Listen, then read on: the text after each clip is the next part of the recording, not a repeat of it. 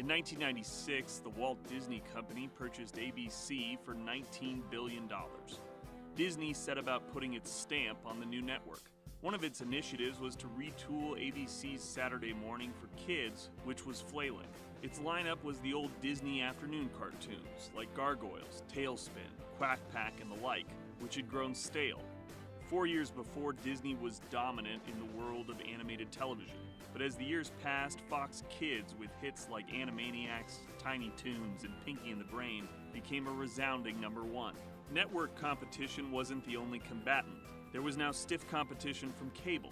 Nickelodeon had become a go-to channel for kids, with mega hits like Ren and Stimpy, Doug, and ultimately its biggest hit, Rugrats. In 1996, Nick was already doing better than ABC and catching up to Fox in the ratings by simply playing reruns. In another ominous sign for networks, Nickelodeon was only available in half as many homes. In light of this, Nickelodeon was planning a full-on assault on the iconic Saturday morning cartoon blocks. Herb Scannell, president of Nickelodeon, started original content development for Saturdays to drive a stake through the heart of Saturday mornings. He said, quote, "If we're doing this well, how well could we do if we were to be more aggressive?" The children's television landscape was changing. The future was on the side of 24-hour kid networks rather than specific chunks of time. But Disney had spent $19 billion on a network, and they weren't about to concede the Saturday morning wars. So Disney quickly went after content creators that had made other networks famous. They hired the creators of Pete and Pete to a 3-year development deal. They hired the team of Paul Germain, who co-created Rugrats, and Joe Ensalabeher, who co-developed Hey Arnold, to create Recess. And in a major coup, they bought Doug from underneath Nickelodeon's nose. The press noted it was an attempt to Nickelodeonize Disney, which Dean Valentine, president of Walt Disney Television and Television Animation, defended by saying they hired other producers as well. And they did, from other networks, including Warner Brothers Animation, which was a staple of Fox Kids. They contracted Peter Hastings, who was eventually handpicked to create the overall vibe and feel of their Saturday morning block. Hastings had penned fundamental episodes of Animaniacs and the first appearance of Pinky and the Brain. Disney charged Peter with filling in the gaps between commercials and their series. The gaps were much longer now thanks to the Children's Television Act of 1990, which limited television advertising to children. Instead of the usual 8 minutes of advertising for 30 minutes of television, networks were only allowed 10.5 minutes per hour on weekends. The expenses of additional minutes of Recess and Doug were too costly, and so Hastings peppered the broadcast with interstitials, sketches, and bits that were far more experimental than Disney-esque. From silent film comedy to talking yearbook photos to digital sets to elephants crushing objects to the tiny men that work inside your television, Disney's One Saturday Morning became a place of why not at a company that has long been a place of why you shouldn't. I was performing in the late 80s in the Groundlings Theater, and Sherry Stoner was somebody that I performed with, along with Deanna Oliver. And then Sherry had gotten a job at Warner Brothers, and she was working on Tiny Toons. Spielberg was interested in developing a show centered around Elmira, so she asked me to come in and help work on that. And then a couple of weeks later, we went and pitched it to Steven. I pitched it to him, and then the next day I got hired at Warner Brothers, and luckily we never made the Elmira Duff show, but that's how I started working there. So I was on the tail end of Tiny Toons, and then Steven was like, let's do another show, and we'll do an original show. So the sort of core writing team at that time was Tom Ruegger, Sherry, myself, Deanna Oliver, and Nick Hollander. So we were sort of the first 4 people who started to throw in the pile of Animaniacs, where we would just literally just sort of come up with bits and blue sky the whole thing and find our way. At the end of each week, we would all sort of turn in pages of weird ideas or good ideas or whatever they were, and we'd make one big document, and we'd all go home and read it. And then Tom would sort of sift through and, kind of just sort of found itself. with his guidance. Once we had the Warner Brothers and some of the other character things, and then Paul Rugg and John McCann also came in kind of through Sherry because they were in a performing company, like a sketch comedy thing that was run by her husband. So she knew them. The show premiered in 93, so it was probably like 1990 we started doing that. You know, it was always like you would go pitch him and like you had an idea. You'd say like, oh, there's this kid and he makes these things. And then Steven would go like, oh, and his dad's an inventor and he has a workshop and the kid slides blueprints in the thing. And then he wears like a colander for a helmet and you put flashlights on it and you could shoot all this cool stuff. And he would just kind of go off and you would walk out of the room with this giant pile of ideas. You know, his bandwidth is pretty amazing in terms of his interest and what he's able to handle. Kind of later on, when we were really deeper in production, he was shooting Schindler's List and living in a house in Poland. So he's doing that kind of grueling shoot all day, going back to the house, and they're satellite beaming, sort of pre-internet, John Williams' score for him to review for Jurassic Park, because he made those in the same year. And then he was watching, you know, VHS tapes of our cartoons and faxing congratulatory notes to us. It's kind of outrageous. I mean, everybody in Animaniacs did a little bit of everything, but like Paul was very much like the Yakko Wacko and Dot guy. And, you know, I wrote them and John wrote them and Sherry Stoner wrote them. Everybody wrote some of them, but that was like Paul's main thing. And then Pinky and the Brain was kind of my main thing. And I wrote most of the ones that were in the Animaniacs show before it spun off into its own show. That is based on Eddie Fitzgerald and Tom Minton, two guys at the studio who are just very strong characters. And Tom just very casually saying to me, wouldn't it be funny if Eddie and Tom were trying to take over the world? And I was like, oh my God, I love that idea. And then it, you know, turned into sort of the premise, you know, for Pinky and the Brain, which was about two human lab workers who were like aficionados of taking over the world plans. And then, you know, just the way these things develop, you just kind of make little changes and different people make different suggestions and stuff like that. But I sort of wrote the first one and then a whole lot of the other ones. I think the thing that was interesting about it was the very first script that Tom and I worked on together, all the sort of tropes of Pinky and the Brain, the what are we going to do tomorrow night brain, and same thing we do every night, try to take over the world. There are other ones as well. And they're all in that very first cartoon we did, which is called Win Big, where Brain goes on Jeopardy to try and make money for his plan. And then it kind of followed. I mean, even to the point where you're sort of writing the next one, and then, you know, Sherry says, wait, what about the bit that you do in there? And I'm like, what bit? It's like, what do you want to do tomorrow night, Brain? Oh, yeah. So that's where that came from. I just kind of decided, it was like I wanted to go work somewhere else, and it was actually right when DreamWorks was starting. And I went and had a bunch of meetings with Jeffrey Katzenberg, and I met with Steven and David Geffen. I mean, it was kind of silly, really. And, I mean, Jeffrey was sort of like, what's your dream? Which I think is his pitch to talent at that moment. And it was right when Jeffrey had left Disney and he wanted, you know, $250 million that he was owed, and, you know, all this stuff was going on. So anyway, it was just fun for me. It was kind of a goof. But at the same time, I was also going and meeting with people at Disney. It's kind of crazy and very much out of scale for TV animation. But at Disney, I was talking to Michael Eisner and Michael Ovitz, who was there very briefly. And at DreamWorks, I was talking to Steven Spielberg and Jeffrey Katzenberg. I mean, Jeffrey was calling me a lot, which is a kind of a technique of his, to get me to go work there. And I told him eventually, because they had hired somebody that I didn't want to work with in TV animation over there. And I said, I don't want to work for that guy and do that thing. And he said, well, what about a feature? He was the one who pitched it. And I was like, I haven't directed a feature before. And he goes, I've worked with lots of first-time feature directors. And then had everybody who was making the movie there, like, pitch me.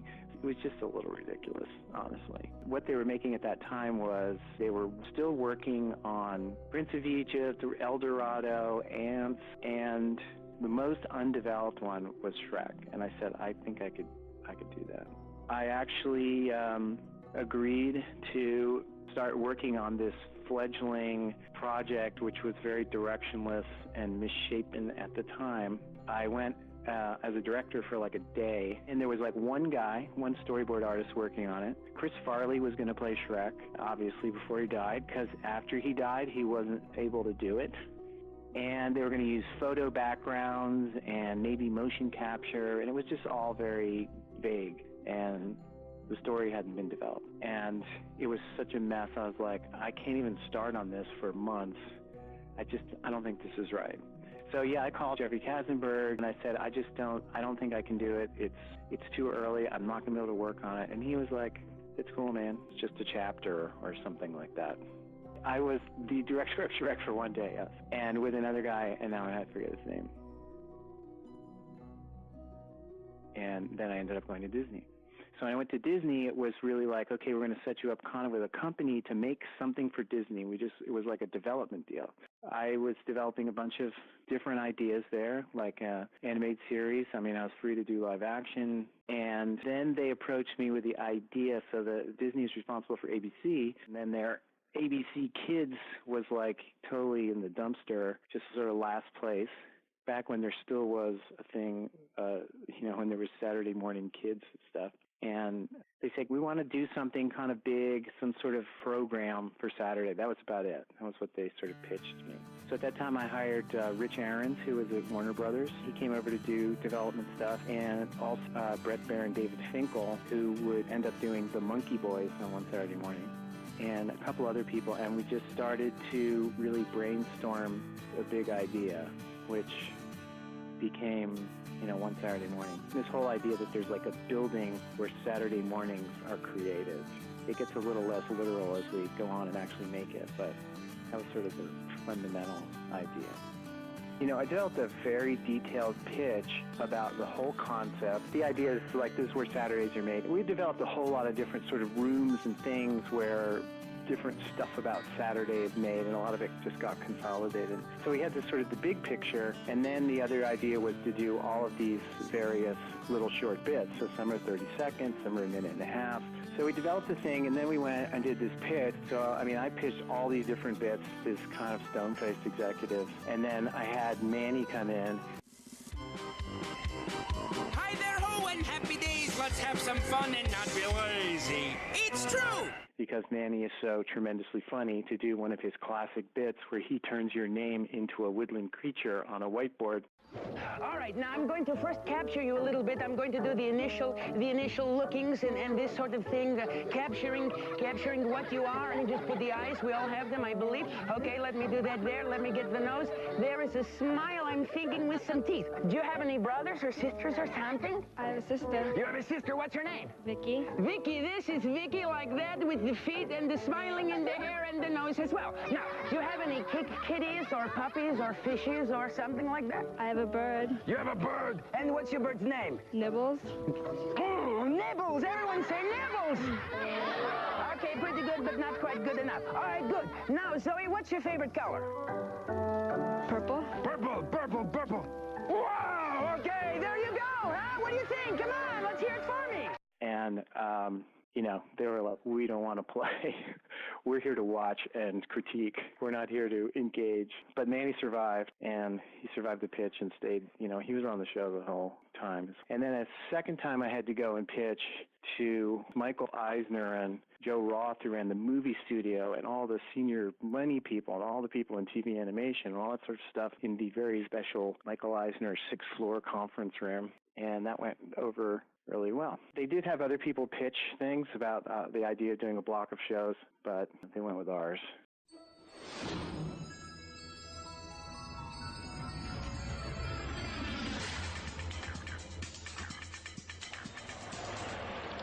Monday morning, wake up time, get to work and stand in line. What's work make you feel real fine? One Saturday morning.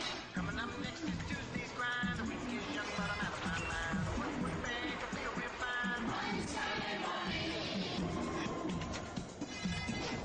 Wednesday, Thursday, jammed in the middle. Once again, make the pros a riddle. Watch strike real loose, but plays like a fiddle. One Saturday morning. Friday has an exit sign. To get to them still takes some time. What would make you feel real fine?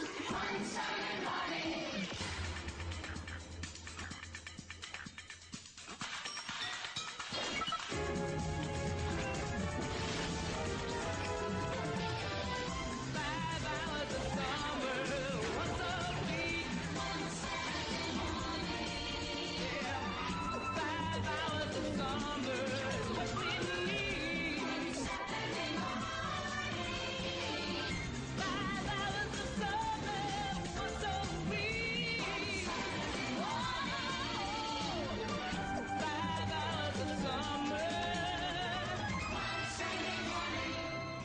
So the theme song was written by me and Scott Wilk and Todd. I mainly wrote the song, and then they added it, and they did all the orchestration and the arrangement. And then I'm singing the song. That's me singing. Doing like some old, hoedowns going like, because like, my name on a wicked time, get to work and stand in line. What would make me feel if I one? So, that's kind of what I don't know how I came up with that, but that's the way I sang it. And then on the part that goes, one Saturday morning, was my wife and two of my little kids, who are now not little anymore, are singing on that as well. I like to write theme songs. I think that's probably something I learned from Tom Ruegger. Try to write the theme song, which he did for Animaniacs and Pinky and the Brain.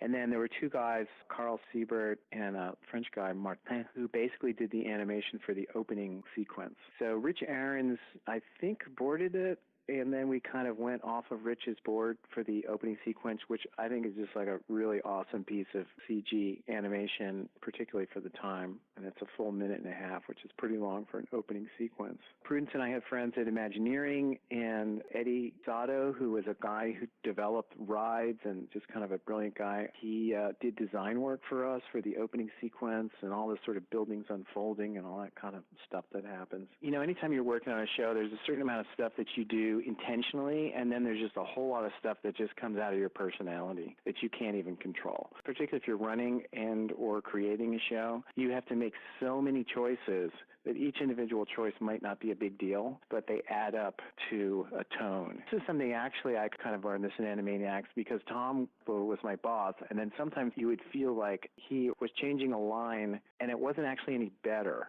than what you had. It wasn't worse, but it wasn't better. It's like a lateral move, and it would be kind of annoying. Then I realized it's like, when one person makes a multitude of small choices, it creates a tone for the whole thing. So some of that is intentional, and some of that is just your personality seeping through. I think tone is just, really important in any kind of show, and you've got to make choices about what is the theme song going to be like, what are the colors going to be like, what is the casting going to be like, that they're all cohesive and related to the tone that you want to put out. Welcome back to Disney's One Saturday Morning. We were going to have an audience for One Saturday Morning, like a whole bunch of kids, on screen in that building. And we went through a few permutations. For example, just in terms of the path of finding it. At one time, I was going to be the host, and we shot some of that. And then I was like, I don't like this, and it's not working. We hired another host, and we shot host material with her. And then somebody saw her in an inappropriate movie on Showtime, and it was a big discussion about, like, does it really matter? It wasn't pornography or anything, but it's Disney, and so they're very protective. So yeah, kind of went up all the way through the chain, and at that time, Bob Iger was the head of ABC, and so Bob was the one who sort of made the call and said, change it. And then we, like 2 weeks before we were going to go on the air, we hired another host who was the first season host, Jessica, I think is her name. She did one season. Then we hired Valerie, who was the host after that. And then because we had this kind of little production company, we were literally doing stuff like another bit that Paul Rudd did on One Saturday Morning was Slindiggery-Doo, where it was kind of a spoof of Steve Irwin, a nature guy who was all very excited. So we sort of figured out what the bit was. And we went into Griffith Park with video camera, and we shot one and edited it, and then we kind of sent it to the executives and say, like, we want to do this on the show, and they're like, okay. And then we shot a whole bunch of them, and it was in the show like 2 weeks later. G'day, I'm Alistair Flindiggery. And I'm Vanessa. Yes, you are. And today we're looking at the lemur. Now, lemurs live in the trees on the island of Madagascar. They soar beautifully from tree to tree in search of food. In fact, some species, like the ring-tailed lemur, can live for months on the food stored in their fat, chubby tails. Let's have a gander. Where'd it go? Lemur! So there was a lot of that going on. It's just created this freedom to explore and to do all these different things. And I was looking like at comic books, and I go like, oh, I love the way these old comic books look and the ads in the comics. And that's developed into the thing called How Things Work. So I wrote those, and the other person who wrote those with me was Scott Gimple, who is now the showrunner on Walking Dead. So basically, all the people that I hired do extremely well after they stop working for me. You know, we made a whole bunch of those, and we did it all kind of in-house. So it was a very, particularly for Disney, a very free, creative space. Billy, put down the comic book and come to dinner. How Things Work with your pal, Mr. Works. Hey, Billy, do you know how an elevator works? Why, sure, Mr. Works. Elevators use a computer to signal motors attached to a series of levers and pulleys. The elevator is attached to a metal track by wheels that allow it to easily slide up and down. Wrong, Billy. Huh? But I thought... The call button in an elevator sends out coded instructions to headphones worn by the operators. Giant, invisible retirees, several hundred feet taller than most buildings. After these mammoth seniors decode their instructions, they push on the entire building, causing it to sink down. The elevator stays firmly in place, while the building itself is eased below ground level into a giant storage area called Chumpkin's Bigabox, or Larry for short. It's named after its inventor, Larry Chumpkin. My! After the passengers go on their merry way, the aged behemoth pulls the building out of Larry and diligently awaits the next call. Levers and pulleys? Nonsense! Just America's greatest resource. Giant, invisible retirees and good old American know-how. The elevator. Another triumph of industry. What? We were working with a company, Pacific Ocean Post, which is a post house in Santa Monica, and they were developing some virtual set stuff, and then we dug in with them to figure it out. You know, it was, at the time, was kind of a groundbreaking technology, an insane amount of computing, like a trailer full of these, you know, you could probably do it on your phone now, but it was like a command center, like able to launch a missile. So they were very much into developing the virtual set. Yeah, it was a pretty big undertaking to do that, and we were on a stage. Geez, where were we? Culver City, I think. You know, it was a massive green stage, and then just kind of figuring out the technology at the same time. It's time to play What's That Sound? I'm Bobby, this is Bob. Are you ready to play? Yeah. What's that sound? That's a crocodile sneezing. Oh, sorry. Tube Dwellers, I mean, this is just so much fun to be able to work this way. So we had a little recording studio in our offices. And so I would sit on one side of the glass, like running the Pro Tools session with a microphone. And then Paul's on the other side of the glass.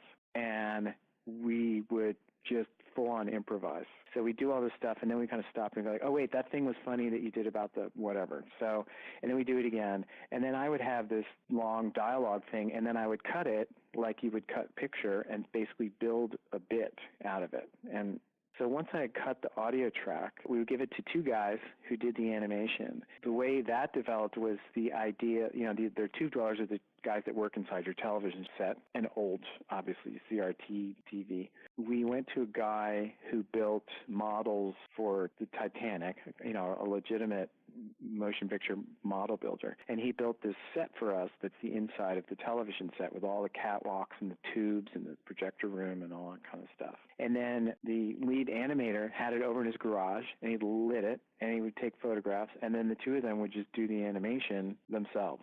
So it was like, again, very handmade. But also just really a very short line between here's my idea and here's the done thing. It was like me and Paul doing the track, those guys animating was done. You know, it wasn't this like endless chain of people creating stuff. Yeah, they're still watching, Bob. Take her out.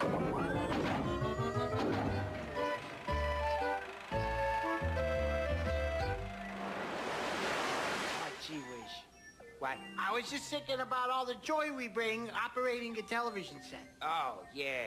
But not many people know that we're inside the TV, Bob. I know, they think it's a cable or the wires and Or waves. magic or something. Magic. But no, yeah, they're watching their shows. Just going and clicking their clickers. That's right, as we're working away in here. Changing reels, making everything go, making sure the picture works. Running around for those people. And they don't even know. They don't even care. You think they care? No. Do they care? I don't know. Do you think they care? Well, some of them, yeah. Some of them Yeah, I care. think some of them. A lot of them. Yeah, most A lot of them Most of care. them. If not all. Yeah, they're swell. So Mrs. Munger's class, which was sort of the original idea, it's not what we actually made, but the original idea started with Brett Baer and David Finkel. So Brett Baer and David Finkel were guys that I gave them their first writing jobs on Pinky and the Brain, and they're just kind of super creative and nutty. And then they came in to help me work on One Saturday Morning. Also, they ended up doing the Monkey Boys on that. And then they kind of went off into their sitcom career, and they worked on a bunch of different shows, and they worked on the first season of 30 Rock, and they worked on United States of Tara, and they just finished show running 6 seasons of New Girl. Anyway, they had an idea. So I think it was like an apartment building with these talking photos. So we went with the grid. It ended up being that sort of grid of school kids. The artist who had composited these photographs, he used pictures from his 6th grade yearbook. I had sort of developed this method of like how you build a person that's not a real person. You take eyes from this person and hair from this person and chin from this person and do these kind of Photoshop fictional characters. So he followed that model, except that he actually hadn't changed some of them that much. And some kid recognized one of the characters because it was his uncle. And then they sued us for using these photographs without permission. And then so we had to take it off, went through a whole fun legal thing, which basically Disney does every single day. And so that was really good. So yeah, we were invited to make a pilot because ABC had this sort of like Friday night, I don't know what they call it, but it was like family night. So we made a pilot in-house. So we built kind of sets and we built more character bodies, but it was still all like talking photographs. So there were people like driving in the cars, and it was all composited in After Effects. It was much more of a full world, and I think the pilot was they were reading Romeo and Juliet, and then Mrs. Munger got into a relationship with a teacher from another school, so it paralleled Romeo and Juliet. I don't remember how it ended, except for Mrs. Munger driving away in her car while the song I Can See Clearly Now played. And then what they would do, these pilots, is that they show them to a room full of advertisers. And then basically they said when they screened ours, black and white talking photographs, that the room was like just like stone cold, dead quiet with a lot of WTF in the room, I think. So nothing happened with that. Although I talked to Michael Eisner about it later, and he said, he goes, I don't think we should give up on this yet, because the only shows that are really worth it are the shows that people really love or they really hate. It means there's something there. And we did a little more work on it, but nothing happened. So we did make a half-hour pilot, and it's pretty damn funny.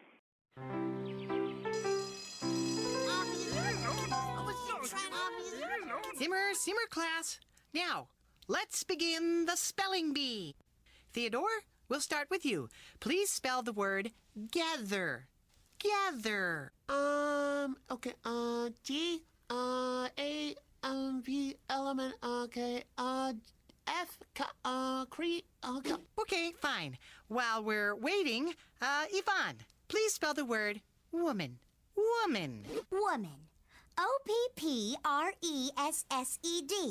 Woman. What is a woman that is not a woman does? R-Z-Y, L-M-N-O-P-O. Simmer, Theodore. Dawn, please spell the word butter. Butter. Thank you for the word, Mrs. Munger. Like all of your words, this one is well chosen. Butter. Yes, ma'am. Butter. B-U-T-T. Dawn said butt! Mrs. Munger, the twins are repeating Dawn's foul language. We're not twins!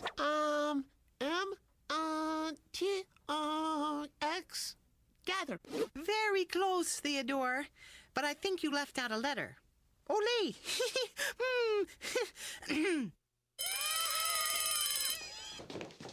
Oh, I'm getting a wee bit punchy. Good gravy. There was also Jelly Roll, a giant elephant whose history is a bit cloudy. It's hard to say how some of those things happened, but I have no recollection about how we ended up using the elephant. I don't remember. I mean, probably the most random small conversation, and somebody announces like an elephant, and then I go like, oh, we should definitely do that. Let's get an elephant. And we just would sort of plow ahead and do that kind of stuff. And of course, the weirdest of them all, Manny the Uncanny, a former cruise ship performer with boundless energy and zeal and zero social skills, played by Paul Rugg. I'm trying to think if I had seen Paul perform before I knew him from Warner Brothers. I'm not sure if I did. He developed it like as a, like an SNL character. It's just a really, really great character because one of those things that basically he could do that nonstop all the time and talk about anything. And if you ever do kind of character work, it's not about that you've just written some bit and you're saying the line, but it's just like you can improvise forever and go off on that. So it was really that kind of character and just so hilarious, where the character part of it is kind of funnier than, it's not a jokey thing, it's a character thing. And I guess during that whole time at Warner Brothers, I guess I'd seen him do it and things like that, and so that's how I knew about it when we got to do more of it later. There was this joke with us, it was just like an inside joke to going like, it's true! And what that came from was that we were in an elevator together at Warner Brothers, and one of the IT guys was in there. And I said something to him like, hey, I hear there's an upgrade of, the software. And he got really excited, and he went, yeah, it's true! Right? And we just thought that was hilarious that he was so excited about this software upgrade. Anyway, so that just became like a little, in-joke catchphrase between us, and then just perfectly fit into Manny. It's true!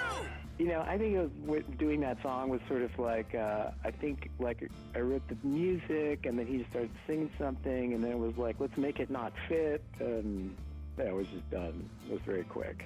And then, the other fun thing we did was Smutch the Cat, and I don't remember where that particular puppet came from, but it was like, hey, we should use this. So we had this, RC cat that could move its mouth and raise its paw. And then we used Smutch in a bunch of bits, and then I would do Smutch, which was like my bad impression of Manny. So like, hey, Manny, what's happening, Smutch, right? And so on. And like do my bad version of Manny as his cat. So we would do that live when Smutch was there. It just made us laugh. How's it going? I'm Manny the Uncanny, and today Smutch and I is going to learn the art of being a mime. Wow! Look, I'm learning something already. Is there a cat raising its arm? I'm filibustered and amazed. You are Todd Farley. That's right. I'm Manny the Uncanny. This is my kid, the cat Smutch. Hey, Dad, watch. Is this a cat raising its arm? Okay, guess what? We got that. I'll be right back. We understand it. We tried to pitch Manny as the host of One Saturday Morning, and, in a kind of a peewee sort of way. And they were skeptical. Like, yeah, no. It's like they let us keep Manny on the show, is sort of how it felt sometimes. Honestly, I still don't know if it works for kids. But, it's very hard to do comedy that plays across all ages. A lot of movies and things go, oh, there's something for the kids and something for the adults, which usually means there's something stupid for kids and there's something like lechery, creepy for adults. I used to say, we're not doing this for kids or for adults, we're doing this for people. And it's very hard to do to cross all of that, but it just tends to be about being real and being honest in what you're doing. But yeah, we really operate from the thing of like, we think this is hilarious and it's not inappropriate. I think for the fourth season, we started to work with the idea of doing the show live, and we spent a lot of time trying to figure that out and how to do it truly live, where you literally would do it twice for like the East Coast and the West Coast. And we ended up not doing it, but we spent a lot of time trying to figure that out too. When One Saturday Morning came on, ABC was like in last place, and in like 6 weeks, it jumped to first place. So they were like all super happy about that. So we continued doing it. And then I started developing other things, and we were working on changing it up and doing the live thing. And then I think it was just like a mix of, there were executive changes, there was personnel changes within the show, just the kind of typical stuff that sort of brings the demise of something around. I don't know, just kind of, I guess we did 3 solid years I don't know. You know, the whole thing, everything changing, even the sort of platform and like where do you put your shows and how does that work and stuff like that. The other thing we did some work on was a thing that they called Wamptastic. It was like an afternoon thing, and we did some afternoon package. And then we were just kind of all moving on to other stuff. One Saturday Morning ended in 2002 and wound up as a last gasp of Saturday morning cartoons, as networks realized it was far more profitable to keep cartoons on cable and keep their main networks open for adult content or cheaper live-action shows. Disney eventually stopped creating original content for Saturdays, and ABC Kids became home to Disney Channel reruns. Other networks followed suit or dropped out entirely. Then they all did. In 2014, the CW cut its cartoon lineup, officially ending what generations had lovingly called Saturday morning cartoons, which had first begun in the 1960s. I mean, the whole premise of One Saturday Morning was even a little nostalgic at the time. There was certainly still Saturday morning programming going on, but it was really sort of the end of that.